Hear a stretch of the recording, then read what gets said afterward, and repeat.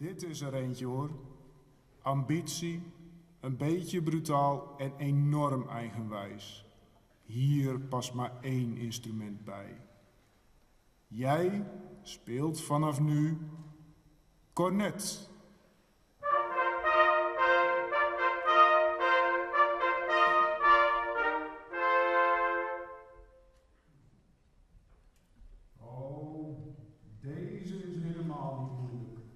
Intelligent, dapper en niet bang om haar eigen weg te gaan. Dat kan natuurlijk maar één instrument zijn. Althoorn.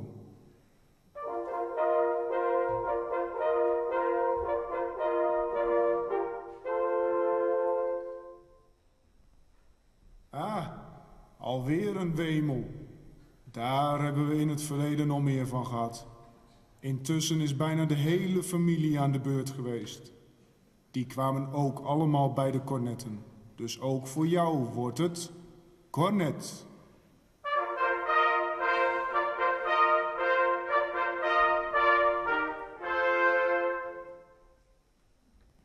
Wat hebben we hier? Nog een wemel? Maar toch is hier iets anders. Een rebel. Een tegendraadse. Een grappenmaker? Die zou heel goed bij de trombones passen. Maar ik zie een bovengemiddeld ritmegevoel. En dat is niks voor een trombonist. Moeilijk hoor. Maar ik ben eruit. Voor jou wordt het slagwerk.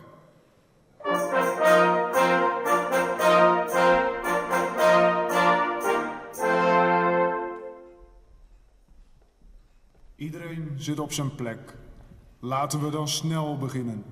De eerste lessen beginnen straks en het eerste zwerkbaltoernooi komt er ook al aan. Hoofdmeester Wils, het is aan u.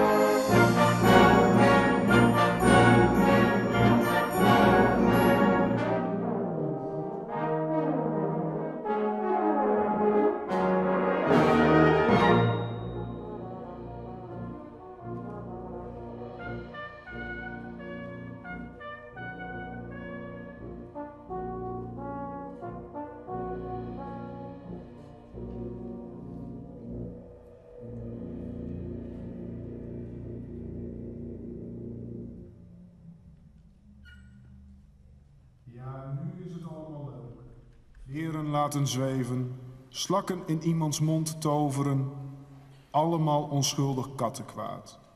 Maar zo was het niet altijd. 1200 jaar geleden ging het bijna helemaal mis.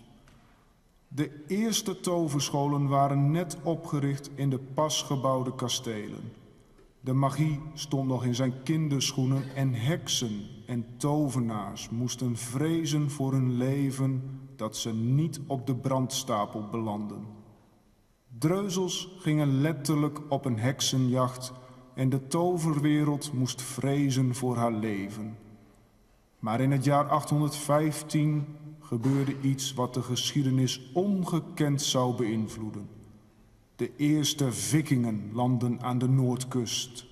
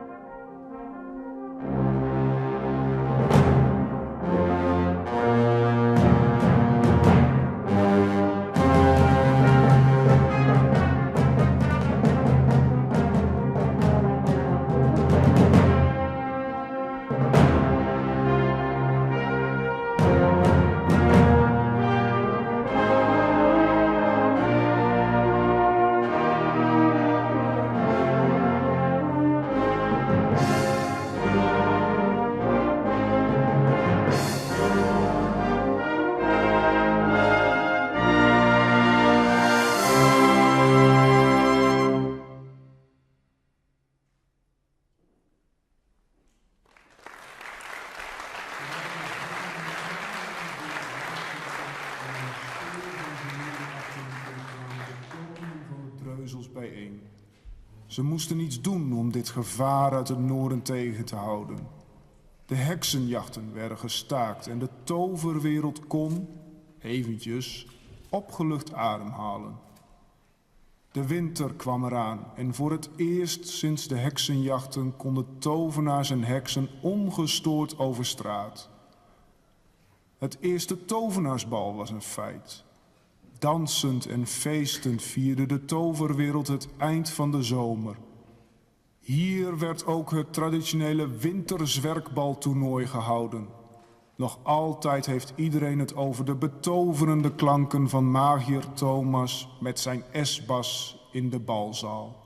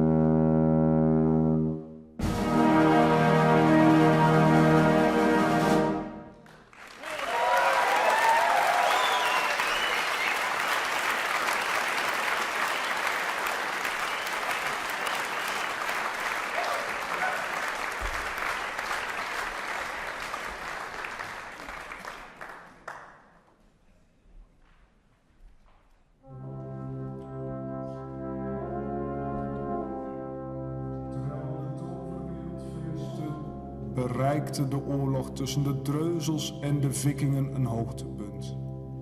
Met een laatste offensief probeerden de Dreuzelkoningen de Vikingen te verdrijven en hun land en rijkdommen veilig te stellen.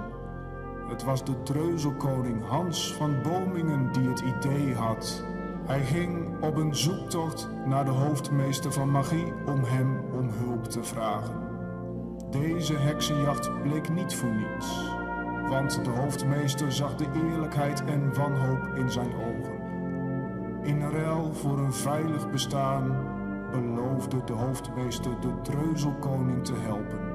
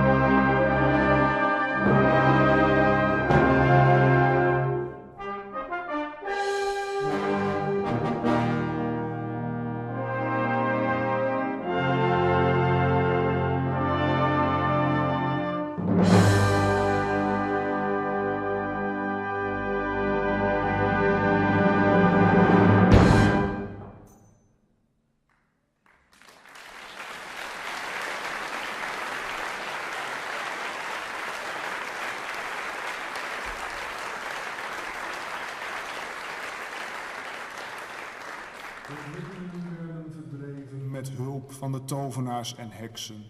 In ruil hiervoor kregen de tovenaars en heksen 3 nieuwe kastelen om nieuwe scholen te beginnen.